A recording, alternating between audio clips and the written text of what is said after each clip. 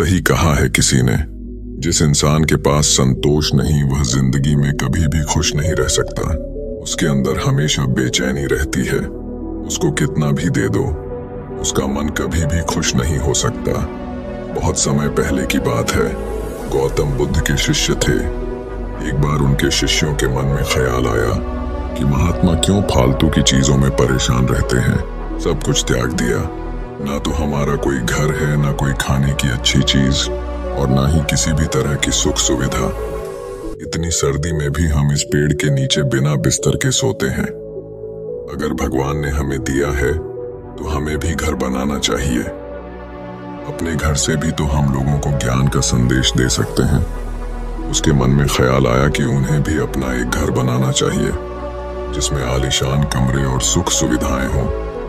उनके शिष्य एक बार नगर में भ्रमण के लिए निकले थे तो किसी ने उन्हें एक गद्दा तोहफे में दे दिया। वह गद्दा काफी आरामदायक था। शिष्य बोला, ये होता है असली सुख। देखो, इस गद्दे पर सोने में कितना सुकून मिलता है। काश अगर मेरे पास भी ऐसा आरामदायक कमरा होता तो जिंदगी कुछ और ही बन जाए। लेकिन महात्मा है कि सुनते ही नहीं है। आखिर सब कुछ त्याग करके खुद को कष्ट पहुंचाना, ये कौन सा जीवन है। उसने विचार किया कि वह अगले दिन भिक्षा मांगने के लिए जाएगा और पैसे इकट्ठे करेगा ताकि वह अपना घर बना सके और आराम से उसमें जीवन गुजार सके। इसी इरादे से वह अनाज और धन इकट्ठा करने के लिए वह नगरी में निकल पड़ा, जिसके लिए वह गांव-गांव की यात्रा शुरू की और कई लोगों से मुलाकात करते करते और अपने इस आश्रम के बारे में बताया। इसी यात्रा के दौरान उनकी मुलाकात एक किसान से हुई। वह किसान बहुत गरीब था, लेकिन फिर भी काफी उदार दिल का था। उसने महात्मा से आग्रह किया कि आप बहुत थक गए हैं, आप आज रात्रि को मेरे घर पर विश्राम करें और भोजन ग्रहण करें तो आपकी बहुत कृपा होगी। वे महात्मा मान गए। उसने उनका स्वागत किया और उनके आने का कारण पूछा। महात्मा ने उसे सारी बातें बताई। मैं बहुत दूर जंगल से आया हूँ और मैं अपने लिए एक आश्रम बनाना चाहता हूँ। उसी विचार से मैं इस नगर में भ्रमण पर निकला हूँ कि अगर मुझे कुछ धन मिल जाए तो मेरा काम आसान हो जाए। उस किसान ने महात्मा की बात सुनी और बोला, आप निश्चिंत रहे, हमारे गांव में बहुत से उदार और धनी लोग हैं जो आपकी मदद जरूर करेंगे। उसने महात्मा को भोजन कराया और बोला, आप चिंता ना करें, आप आज रात्रि को विश्राम करें, बाकी सुबह का कल देखेंगे। लेकिन उस किसान के घर में सिर्फ एक ही बिस्तर, एक ही चौकी थी और सोने का सिर्फ एक ही बंदोबस्त था। उसने महात्मा से आग्रह किया, आप मेरे बिस्तर पर सो जाइए, मैं नीचे जमीन पर सो जाऊंगा, मुझे कोई दिक्कत नहीं है। उसने एक पतली सी फर्श पर चादर बिछाई और फर्श पर लेट गया। थोड़ी ही देर में किसान जोर जोर से नाक बजाने लगा और गहरी नींद में सो गया। और यहाँ महात्मा को नींद नहीं आ रही थी। दरअसल उनकी पुरानी आश्रम में जो मोटा गद्दा था, जिसको किसी ने उनकी दान में दिया, महात्मा को उस गद्दे पर सोने की आदत थी। उस गद्दे में वह आराम से सोते थे। लेकिन आज किसान की चौकी पर कोई मोटा गद्दा ना था, इसलिए उनको रात भर उन्हें नींद नहीं आई और रात भर बस कि किसान को देखते हैं और सोचते रहे कि आखिर यह कैसे निश्चिंत होकर अपने फर्श पर सिर्फ एक पतली चादर पर नींद में सो रहा है। सारी रात ऐसे ही बीत गई। अगले दिन सुबह हुई। किसान उठा और महात्मा का चरण स्पर्श किया और महात्मा से पूछा कि आपको कोई रात में दिक्कत तो नहीं हुई। महात्मा ने बोला, नहीं, मुझे कोई दिक्कत नहीं हुई, लेकिन मैं तुमसे एक बात पूछना चाहता। तुम बिना किसी बिस्तर के इस फर्श पर कैसे सो जाते हो? तुम्हें नींद कैसे आ गई? मैं तो यही देखकर हैरान हूँ।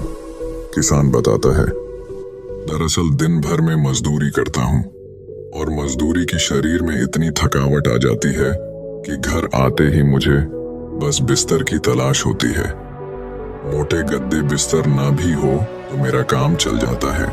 मैं घर आते ही खाना बनाता हूँ और उसके बाद मैं कहीं भी सो जाता हूँ। मुझे कोई दिक्कत नहीं है। मुझे नींद भी बहुत अच्छी आती है। जब शरीर में थकावट हो फिर तो शरीर को कहीं भी नींद आ जाती। उससे क्या फर्क पड़ता है? क्या आपके पास महल है या मोटा गद्दा है, या आप पलंग पर सो रहे हो या आप नीचे सो रहे? शरीर को तो बस आराम की आवश्यकता होती है। किसान ने पूछा, गुरुवर, क्या मैं आपके साथ धन एकत्र करने चल सकता हूँ? मेरी इच्छा है कि आपके साथ आपके उस आश्रम बनाने में मैं आपका योगदान दूं, आपके साथ मिलकर काम करूं और कुछ धन इकट्ठा करूं। तब महात्मा ने बड़ी विनम्रता से उत्तर दिया, पुत्र, तुमने आज जो मुझे ज्ञान दिया है वो ज्ञान मुझे आज तक नहीं मिला। आज मुझे पता चल गया इंसान के मन का असली सुख क्या है। अब मुझे किसी आश्रम और महल की इच्छा नहीं रही। इतना कहकर वह महात्मा धन दान करके वापस अपने आश्रम को लौट गए। उन्होंने जो कुछ भी धन एकत्र किया था वह गरीबों में बांट दिया। स्वयं एक छोटी सी कुटिया बनाकर रहने लगे। जीवन का सुख संतोष में है। अगर मनुष्य के पास जो भी है वह उसे स्वीकार कर ले और उसी में संतोष कर ले तो जीवन में उसे खुशी तलाशने की जरूरत नहीं है। वह उसका सारा सुख उसी वक्त अनुभव कर लेगा। कई घरों में अपार धन दौलत ऐशो आराम होते हुए भी वहां सुख शांति नहीं होती, क्योंकि उनके पास जो कुछ भी है वे उसमें संतुष्ट नहीं रहते। वह कभी खुद से भरपेट नहीं खा पाते। इंसान को चाहिए कि उसके पास जो कुछ भी है वह उसी में खुश रहे, लेकिन इंसान ऐसा कर नहीं पाता और अक्सर दूसरों को देखते हुए और खुद को और ज्यादा चाहने की इच्छा एक अच्छा इंसान को कभी भी खुश नहीं रहने देती और इसी तरह से पूरा जीवन असंतोष में बीत जाता है। उसके पास इतना है, मेरे पास इतना क्यों नहीं? हम हमेशा दूसरों को देख के उनसे परेशान रहते हैं कि हमें इतना क्यों नहीं मिला। आखिर जिंदगी का असल दुख इन्हीं सब चीजों के बारे में है। इसीलिए कभी कभी हमें चाहिए कि हम खुद इस बारे में विचार करें कि हद से ज्यादा इच्छा कितना सही है जो मिले। हम उसमें भी तो खुश रह सकते हैं। ज्यादा लालच और हद से ज्यादा इच्छाएं अक्सर इंसान को बीमार करते हैं।